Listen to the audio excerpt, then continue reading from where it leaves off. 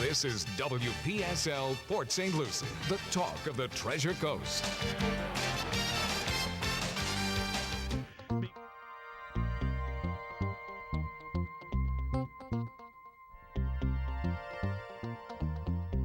Views expressed on the following program are not necessarily those of WPSL, but you're encouraged to like and share them on Facebook. Howard Insurance in Port St. Lucie presents The African American Scene every Wednesday night at 6:05 with Rudy Howard.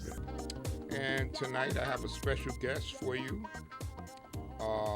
And first, full disclosure, she's in a primary against Oz Vasquez, and I offered him the opportunity to participate, but he had a conflict in his schedule.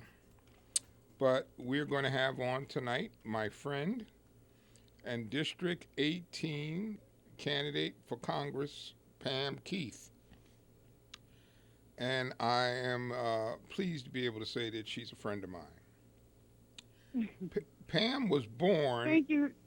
Pam was born in Turkey.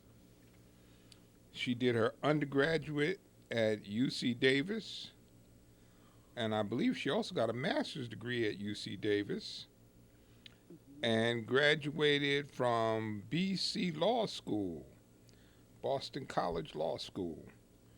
And she was a JAG officer in the United States Navy from 1995 to 1999. And among all these other things, she speaks 4 languages. She speaks Spanish, Portuguese, French, and I never can remember the 4th one.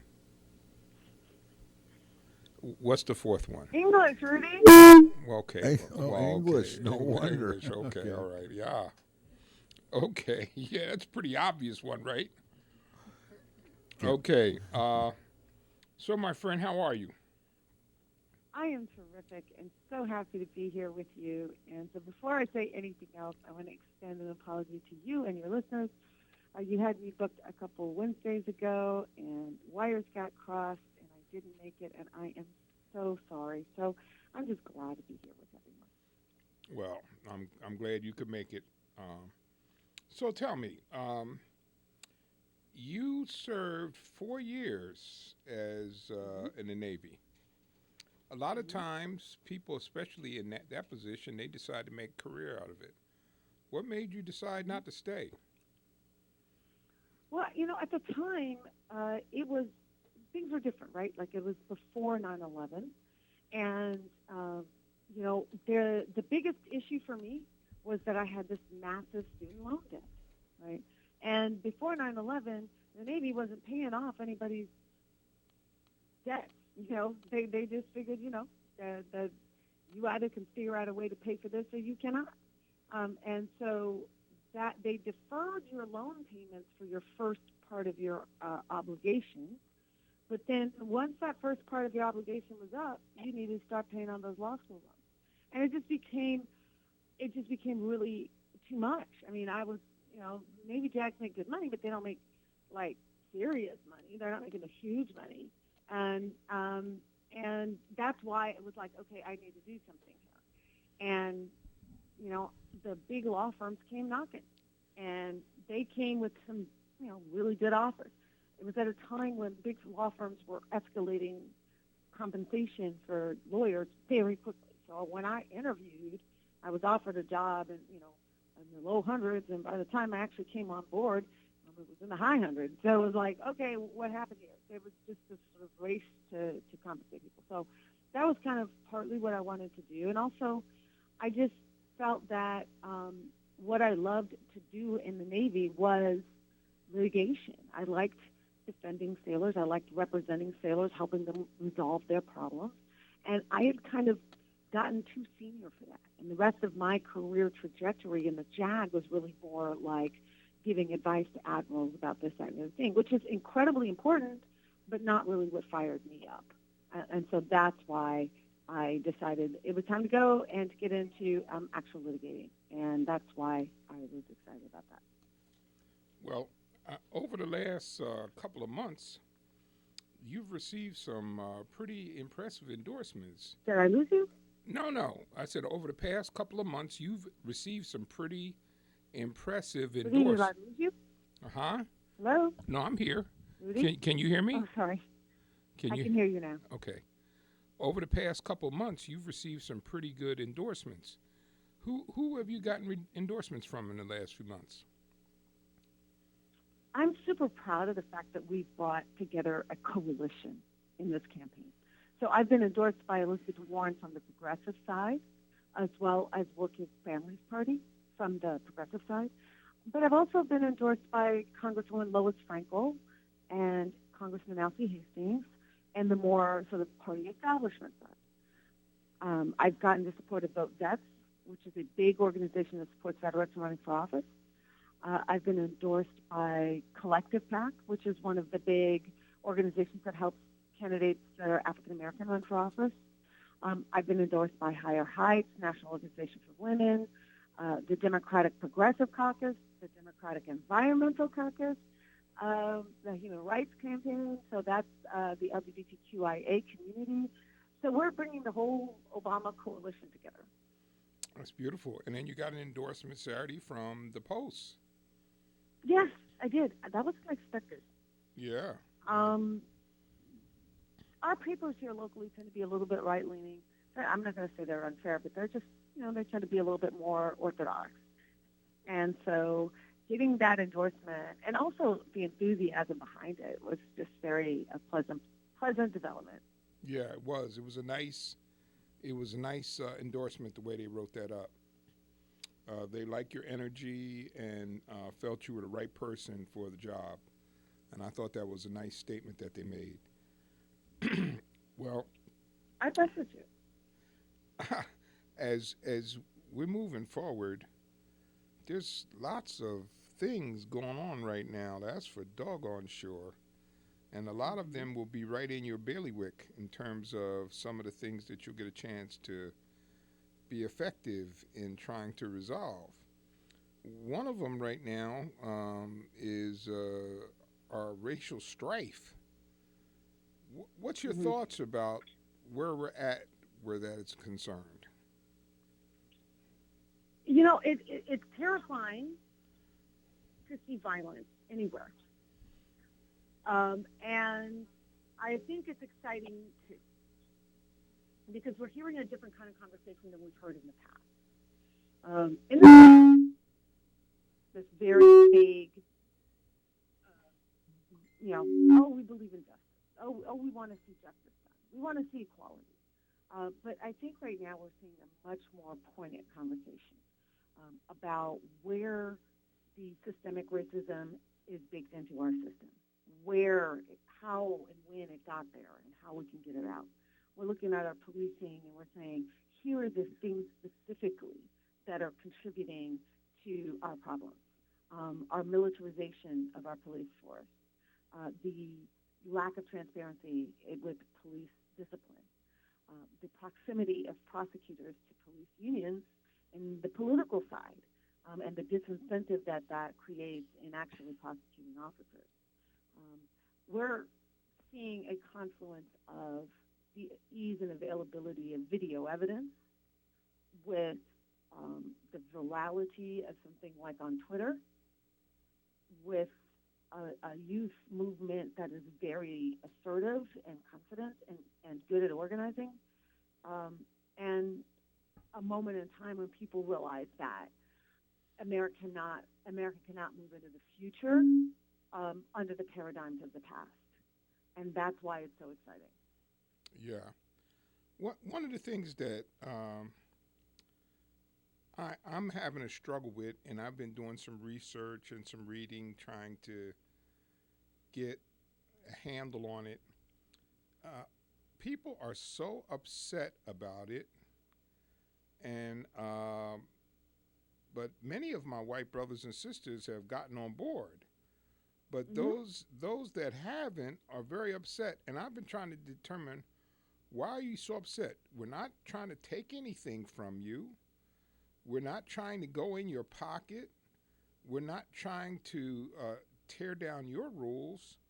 All that black and brown people are asking for is equal treatment and fair treatment by the police. So why are you upset about that?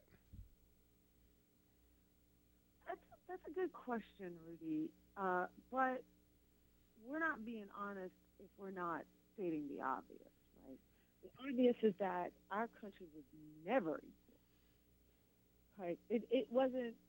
It was only not only wasn't equal, but it was viewed as some kind of affront to demand equality, and that's why people have responded the way they did, because they believed that sense of one group of people being owners in this country and another group being tenants in this country, that was a right paradigm. That was the right way, because this country was really for them.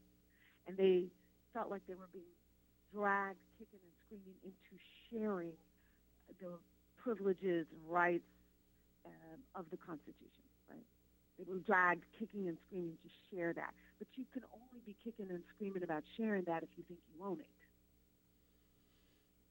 And what's happening right now is not a more vociferous demand that they share. What's happening right now is an assertion that we don't acknowledge that they own it. We reject the concept that the rights and privileges of the Constitution are owned by them. We start from a different premise now. We're starting from the premise that they're co-equally owned. And we're not asking you to share anymore. We're simply telling you that from this point on, we're all going to be acting as co-owners. And you're either going to get with that program or you're not. But if you can't, that means you don't get to play. That doesn't mean we don't get to play. And that shift is what's destabilizing people. That's what's upsetting them. I think they're there's not seeing us trying to negotiate the needs to be this or that or the thing. What they're seeing is we're now taking over the halls of power to make that stuff, and that's what's destabilizing. Yeah. I think there's some real truth to what you said, but we're fellow Americans. We're entitled to, and you're right. The time is we have to stop asking. We have to demand, and that's what Black Lives Matter is all about. It's demanding some equity in terms of treatment and the way we get handled by the police. But I don't want to get hung up on too much on that. But listen, what's your well? You know what I saw last night? Your soror looks like she could be in the lead for VP. Hard to read the tea leaves, Rudy. Every single woman who is being, vetted and on the short list brings tremendous positives to Joe Biden. All of them do, but they're different ones. And so the question is, which set of positives are the most important positives for Joe Biden, either to win the election or to govern with? And those are two different analyses, right? So if you're asking, could Kamala be a great running mate? Of course, but so could Val Demings, our local congresswoman from the Orlando area, or so could Susan Rice, or so could Elizabeth Warren, or so could Tammy Duckworth. They all bring really positive things. They're just different things. Elizabeth helps with the progressive wing. Val helps with winning Florida, which is critical, obviously. Kamala helps with a bigger national profile. Tammy brings the veteran component to the table. And Susan brings sort of the diplomacy and international relations component and national security component to the table. So they all bring something, and they're all awesome, but they bring different things. So a good argument could be made for any of them. Yes, you're right. And sorry, I was talking inside baseball. Soror means that Kamala Harris is Pam Kieth's sorority sister. That's what soror means. So I thought about it after I said it. They don't know what they're talking about, soror. Yeah. So listen, one of the other things that I want to talk about is health care. What's your thoughts about health care? I think that we need to be honest about where we started with healthcare in order to get to where we want to go. We started with healthcare first as companies offering health insurance as a fringe benefit in lieu of higher wages after World War II. And the companies did this because they figured, this looks like it's good and fairly small cost, easy to contain, and, it fosters employee loyalty. But at the time that insurance was offered after World War II, what was and what qualified as healthcare was very different than it is right now. It was not all that sophisticated, and it was really sort of that emergent thing. You got healthcare when you needed to your appendix taken out or something like that. Over time, not only has our actual sophistication of our medical care truly changed, but so has our consumption of medical care, right? Many, many, many more people take prescription drugs today than they did in the past. Not because necessarily we're less healthy, but largely because we have a better comprehension of what can be controlled. We have more medications on the market. So that means more of us consume stuff. And that is really, really important because now we're moving, the reality of the way Americans live has moved from an insurance concept to a healthcare provision concept. Insurance is a concept of hedging against the unlikely thing. I have car insurance not to cover my tires or my brake pads. I have car insurance to cover a tree falling on my car. And the same thing is true with life insurance, right? When you're young, it's cheap and it's easy to get because you're not likely to die. As you get sicker or older, it gets more expensive because you're much more likely to die. But even then, they're not going to insure somebody that's on deathbed, right? That's just not going to happen. The concept of insurance is a hedge, but the consumption of healthcare in America is not a hedge. You are going to get your well-woman checkup or your annual physical or your high blood pressure screening, or you are going to use your, Plavix or your cholesterol medicine or whatever. You are. That's not a hedge anymore, right? And because you are going to use it, then now we start to talk about, well, how much is this going to cost? And so this concept of a whole bunch of people who don't need medical care subsidizing the people who do or who do need at a high level is now a concept that just does not work for us anymore. There's not enough people who don't consume any medical care to truly subsidize the people who need a lot. And that breakdown has never really been addressed in how we think about healthcare and how we pay for healthcare and how we use healthcare, right? Never really has been addressed. So the reality of what's happening in coronavirus right now is that we've had so many people lose their employment. We have 45 million people who've lost employment. And the overwhelming majority of those people also lost their health coverage at the same time. So it's not like they can go on to the Affordable Care Act exchange and buy a plan because buying a plan still requires revenue. If you lost your job, you don't have revenue, right? So now we have all these people who don't have the revenue to buy a plan. They don't have the revenue to pay for sustaining medical care. They're going to end up in our emergency rooms, which are already maxed out with our coronavirus situation. So a perfect storm is brewing, and it's untenable. It's unsustainable. So we're going to have to rethink how we approach healthcare in the United States.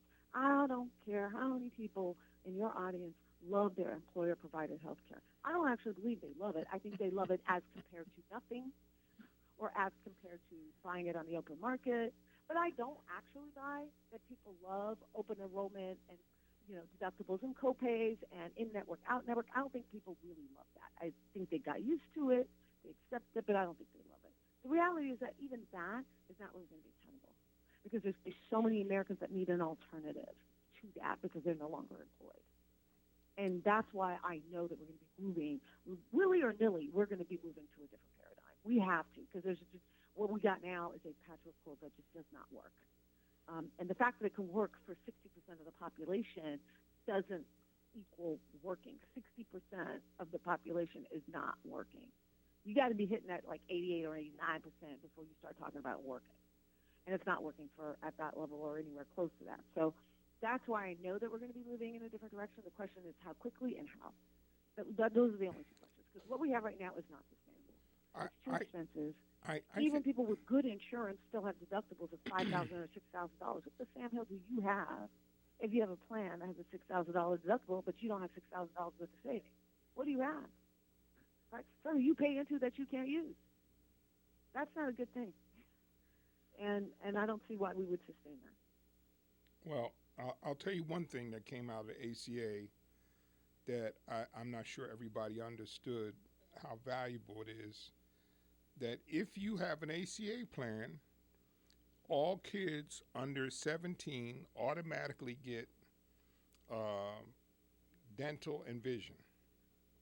And I can't tell you how often I've talked to some of my teacher friends, and you have kids sometimes that are doing miserably in school because they can't see and can't afford to go to the doctor to get an exam to get glasses. So what somebody sees as somebody being dumb is because they can't see. And that's just ridiculous in a country as rich as ours, that we got kids that's going to school and are getting bad grades because they can't see.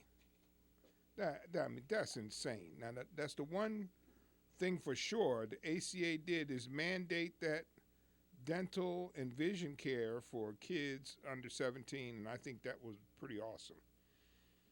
So, yeah. Yeah, I mean, the two big whammies, or the big two bennies of the ACA was mandating coverage of pre-existing conditions, yes, and allowing people to stay on their parents' insurance until they're 26. Yes. Both of those provisions had massive impacts in our society. Yes. But the other thing that it did, and maybe not well enough and could have done better, was give people an option so that they don't feel tethered to jobs they didn't want. You know, one of the nuances of the evolution of healthcare as tied to employment was that it went from something that was meant to be a reward or a side benefit to employees, and it became an anchor or a tether to jobs that people could not leave because either they themselves or a member of their family had a condition or needed care that was, important enough to their well-being that they would stay in a bad job to keep it, or in a nowhere going, a dead-end job to keep it. And so it actually has a functional, over time, functionally, it reduced mobility of employment. Well, when you have control like that as an employer, are you incentivized to raise wages to keep your employees? No, you're not. Because you've given them health care to keep them tethered to you. You don't have to provide better wages to keep them tethered to you. And that was one of the things that was a downward pressure on employee compensation. And part of that was justified because of the escalating cost of health care. It was going out of control. So employers not only put downward pressure on wages, but they justified that by the fact that providing health benefits became such a more expensive and valuable benefit. And that's another reason why that. But again, why would we ask pizza makers or lawn services or companies that make widgets, why would we want them in the business of ascertaining what is the best health coverage for their employees? On what planet are they suitable to do that? They hire benefits folks to do that, but the job of a benefits professional is meeting the needs of the employer first and finding a way to meet the needs of the employees and try to balance that. But the priority number one is meeting the needs of the employer. So why would we put meeting the needs of an employer as a key component to providing health care to people? Where does that fit into your analysis? It doesn't. It just doesn't. And that's why, we ended up in litigation about what is and what is not covered. Viagra's covered, but birth control's not. How do we get in a mess like that? Oh, because we let employers have an opinion about it. Why should your employer have an opinion about what your health insurance covers? That's between you and your insurance provider. Why should your employer have anything to say about that? Because some of them have self-insured plans. some of the big Then they pla- start to some have of some of the big control. players got self-insured plans so that they can have a direct control over some of their costs. So Exactly right. I'm not sure that you'd want to do away with that, but your point's made. But that leads me right into the next thing I want to talk to you about. And if you got questions for Pam, that number is 340-1590. 340-1590. When there's a lot of talk about living wage, especially by the great William Barber, who I absolutely adore and I look up to, just a really solid human being. And he started with his Poor People's Campaign, and one of the things that he's talked about constantly is a living wage. And we got Linda on line one. Yes, Linda. Hi. Hi, how are you? I'd like to ask Pam Kieth a question. Okay. You're running against Brian Matt. I would just like you to tell us what you can do for us that he is not doing for us. Oh, that's a great question, and thank you for that, Linda. I'm going to tell you, first of all, it's important that we define us. You know, Brian is supposed to be doing something for the people of Florida 18, and that's really important. But he's also supposed to be doing something for the people of the United States of America, which is also very important. As far as what he's doing for the people of Florida 18, aside from parading around on his PR stints on what he's doing on the water, it's hard to point to anything that he's actually done for us. I mean, he certainly hasn't brought in major building projects to our district. He hasn't improved Social Security or Medicare in any way, and our district has a lot of folks that rely on that. You know, he cut funding to some, he voted for a budget that cut funding to some critical things, like the Environmental Protection Agency, and, he supported the rolling back of clean water and clean air standards. Like, okay, so that's good for someone, but it ain't us, right? That's number one. But more importantly, Brian is a veteran, and it's something I really do respect about him is his service to our country. I'm sure he respects that in me as well. But we don't go to Congress as an attaboy for past service. We go to Congress as veterans to speak up on behalf of veterans, to make sure that legislation that is passed considers the needs of veterans or addresses the needs of veterans. And so I look at Brian, and I think, when Donald Trump stands up there and says that PTSD is just weak-minded people, that's a perfect opportunity for Brian to stand up and say, no, that's not right, and that's disrespectful, and that's wrong. But he doesn't do that, right? Like, because he just doesn't disagree with Donald. So was he championing veterans' causes then? No, he wasn't. When Donald Trump, allowed Vladimir Putin to put bounties on the heads of the folks that served in the exact same location that he served in, and the intelligence is telling us that this is an immediate threat to our troops, that would be an outstanding opportunity for Brian Mast to chime up and say, hey, this ain't right. Hey, Commander-in-Chief, you need to address this. But does he do that? No, he does not. He remains silent and makes it okay for a president to betray troops in harm's way that way. These are huge problems. But if we review say, well, what do I do different? What would I do differently on the water? Well, first of all, let's start with the fact that lowering the level of the lake may be nice in a dry season, but doesn't do much for us in a wet season like the one we're having. And moreover, it doesn't change the systematic problems, the infrastructure problems that we have. Federal government still owes us a whole lot of money on our CERP. That's a budget issue. That is his lane. So did he get Louis Gohmert and Devin Nunes to fund our CERP projects? No, he did not. Did he chime up and say, hey, Paris Climate Accord is important for the environment? No, he did not. Like, did he chime in when Donald Trump said, hey, I'm going to drill off of the coast of Florida? Brian quietly says, I disagree. But did he really stand up and say and do anything about that? No, he did not. Again, he's a small player on a team that doesn't believe in environmental stewardship to begin with, who believes that climate change is a whole. That ain't the team he's going to bring to the table to fix our water problems. Well, The difference between me and Brian is that I do believe in building coalition, and I do believe in doing it with a team that actually is inclined to the things that we care about, like preserving our Indian River Lagoon, our estuary, our Everglades. The folks that I team up with believe in that stuff, and my plan is to bring them here, educate them about our water problems, and then get them voting for funding for our stuff. And the way I can get them to vote for our funding needs is to build a coalition that will vote for their funding needs too. Because that's really what politics is about. Linda, I gotta let you go. I gotta let you go because I got another call. I got another Thank call. you. Okay, thank you for calling. You're Bobby on line 2. Yes, Bobby. Hey, how you doing? Okay. Hello? Yes, you're there. Yeah, I'm going to vote the straight Republican ticket for my kids, their kids, and your kids. I can't believe that Democrats have gotten people to vote for them for so many years. We don't care how tan somebody is. We don't care what your color is. The Democrats have kept people poor in cities for years for their votes, and that's it. And it's just getting out of hand. You ought to sit down with your kids and say, hey, it's pure meth. The people of color are going to be the majority of this country, and if you keep voting for Democrats, you're going to end up with Cuba or Venezuela. Well, that's ridiculous.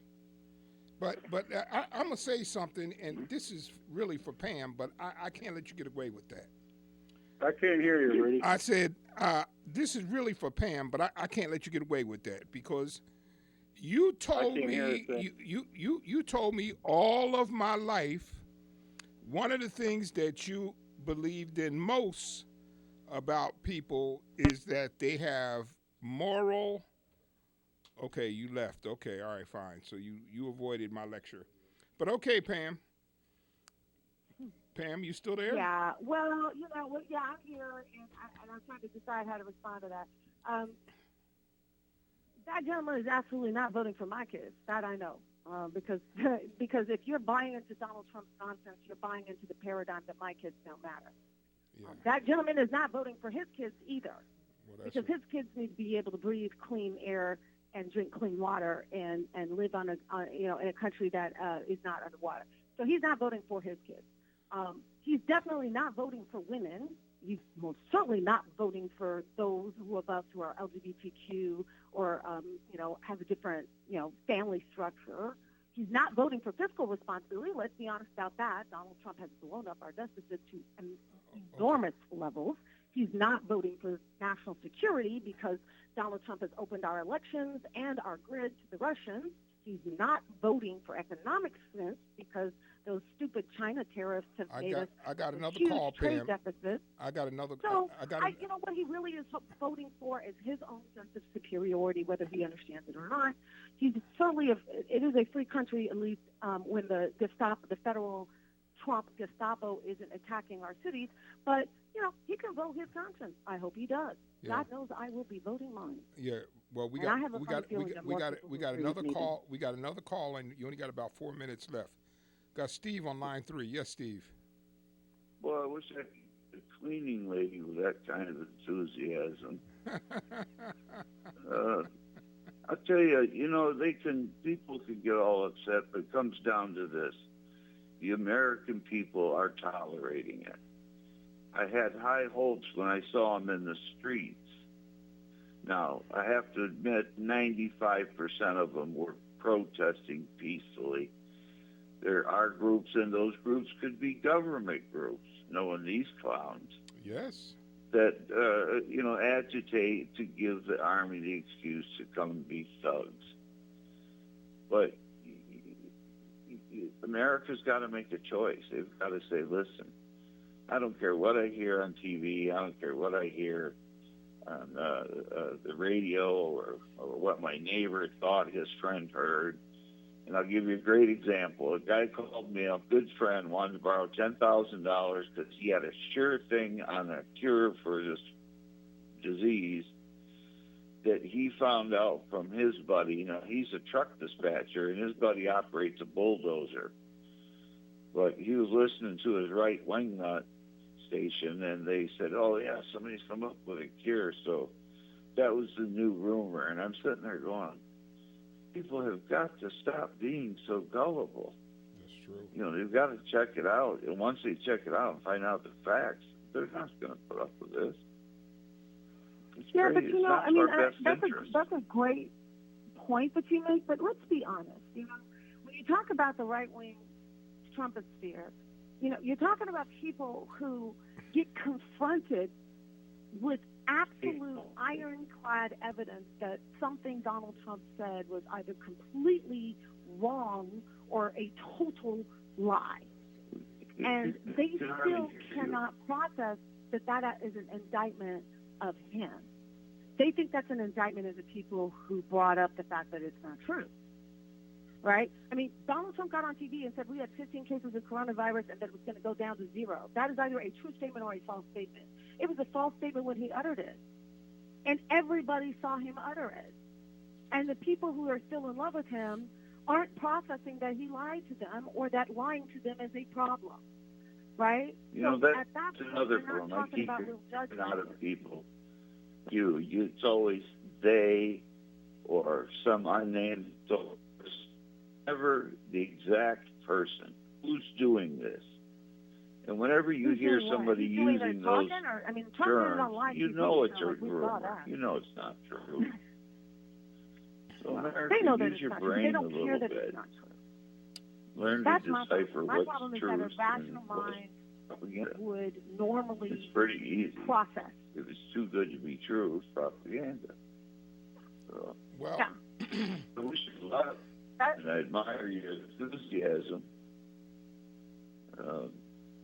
I hope if you get elected, you follow through. she will. I came from a different age. She will.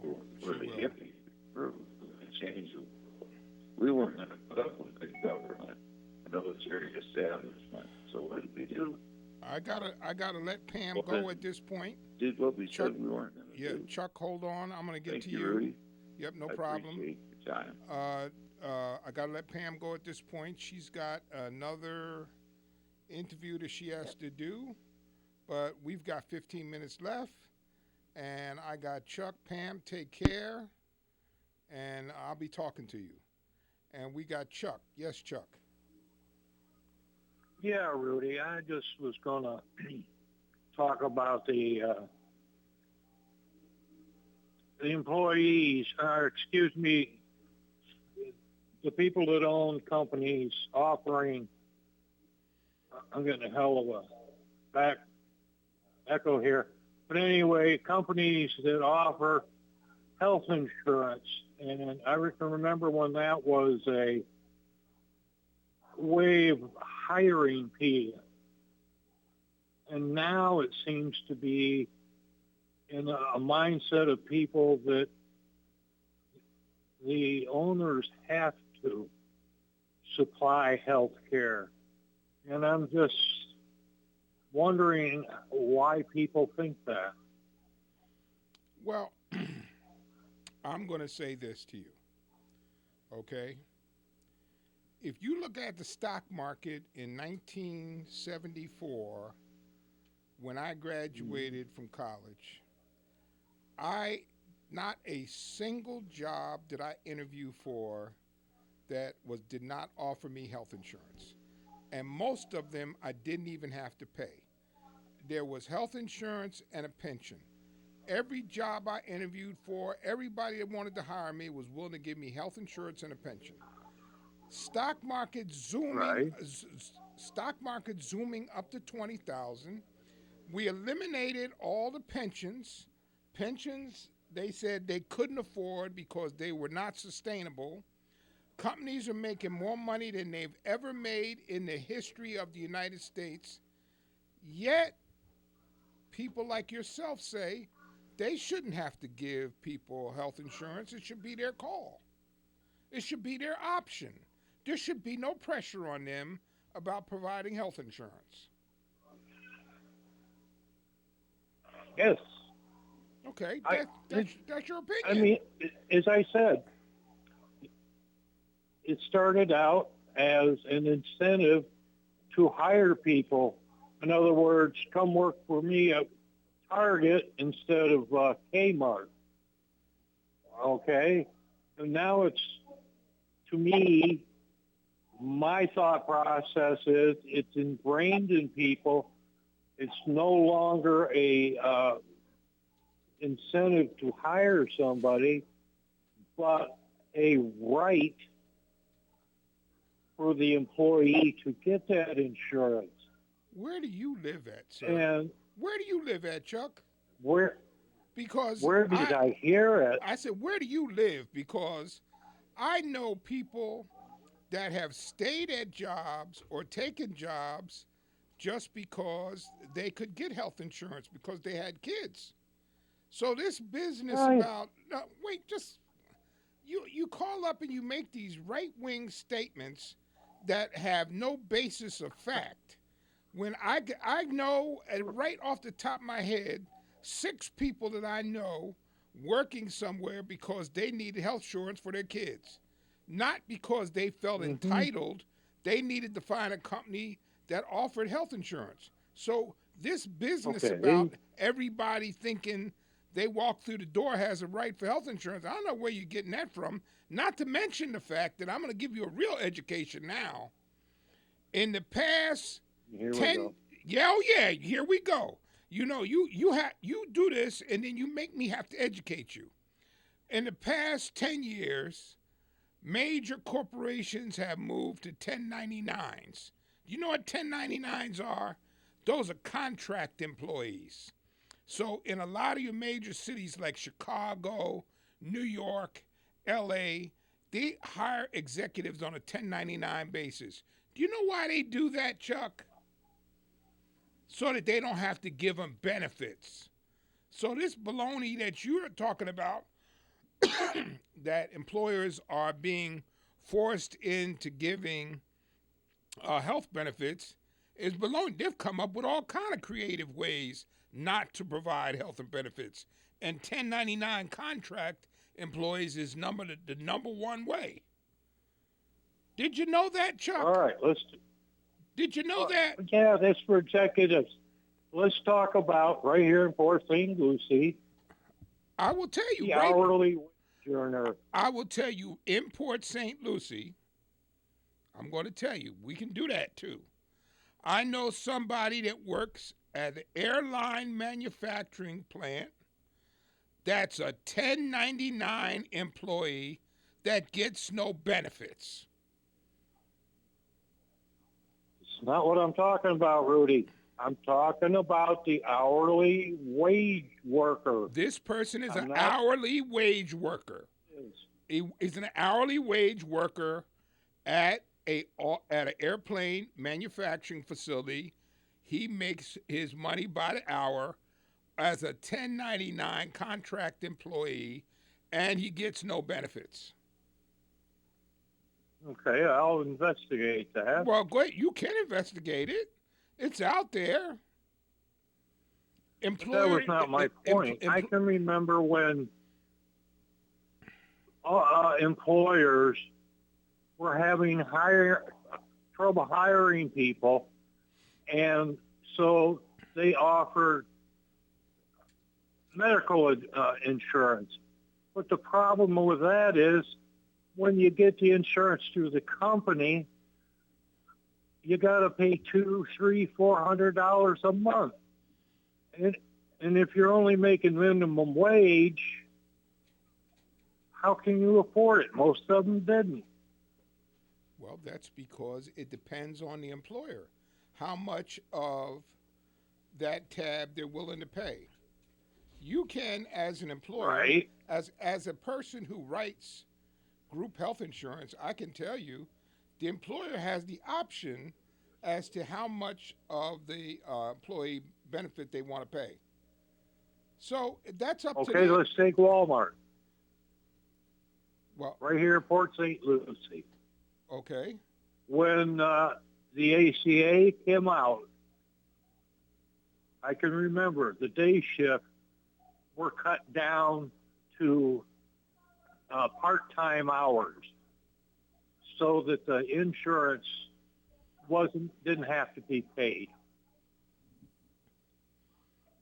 Okay. So your point is I know what? that personally. So your point is what?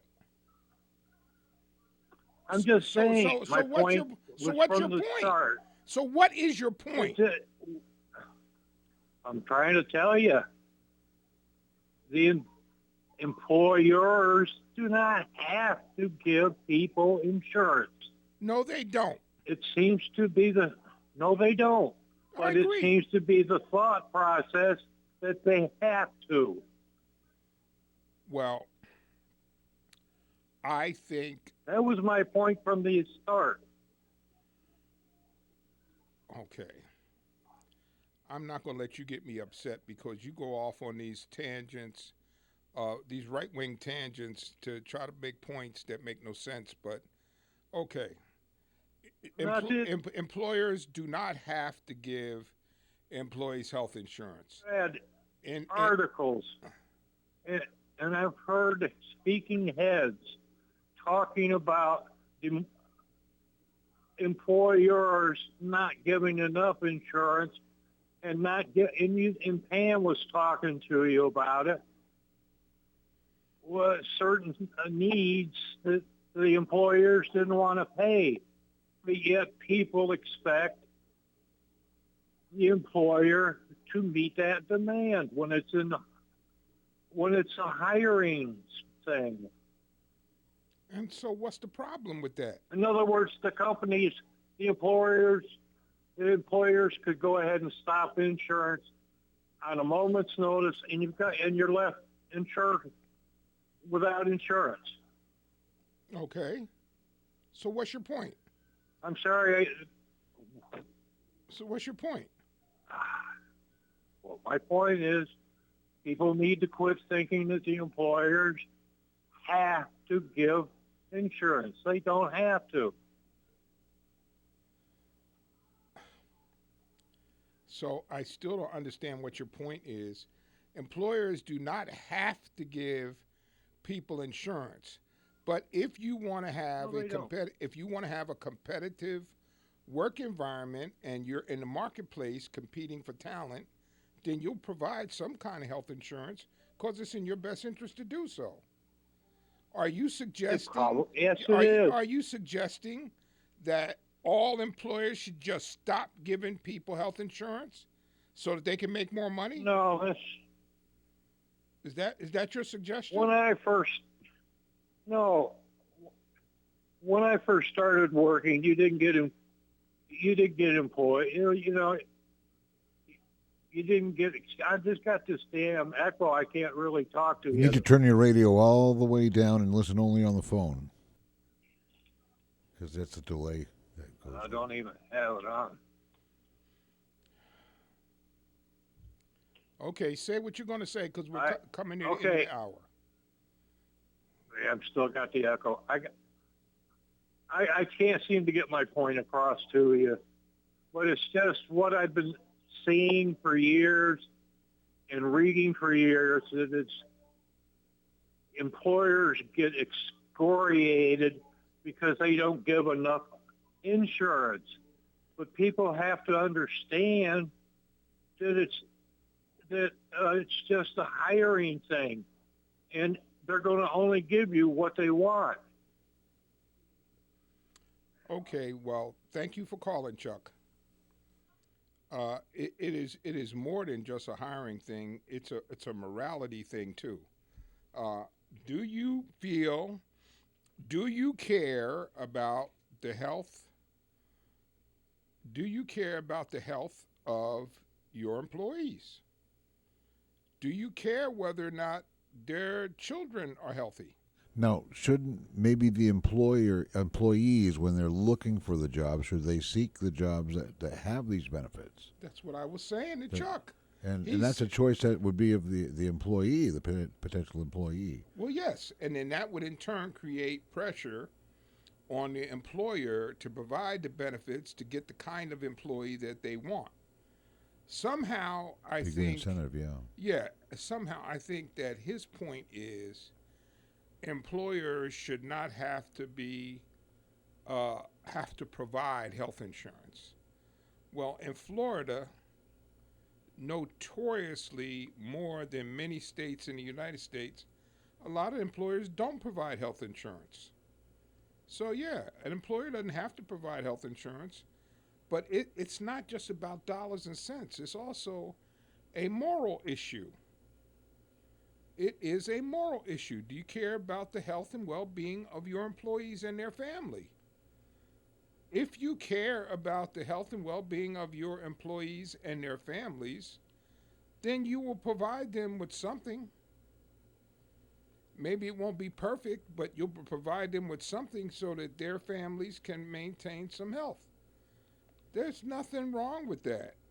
I think that is morally the correct thing to do. So, I mean, that's, but I don't know where he was coming from with that,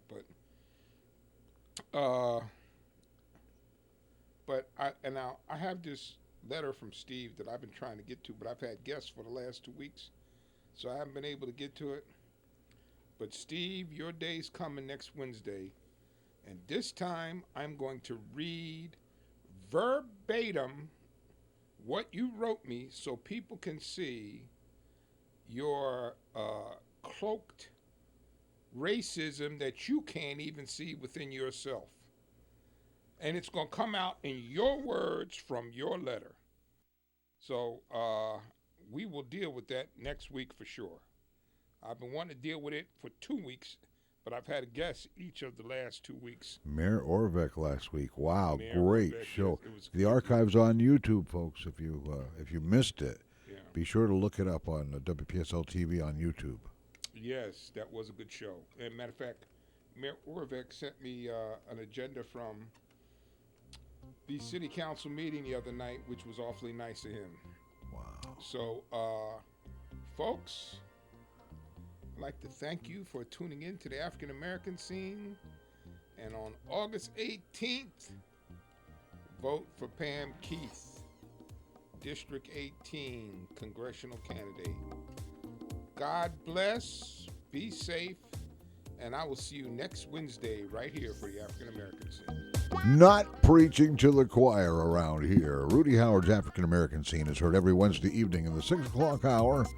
Archives of the show are on YouTube, calls and all. WPSLTV.com will take you there.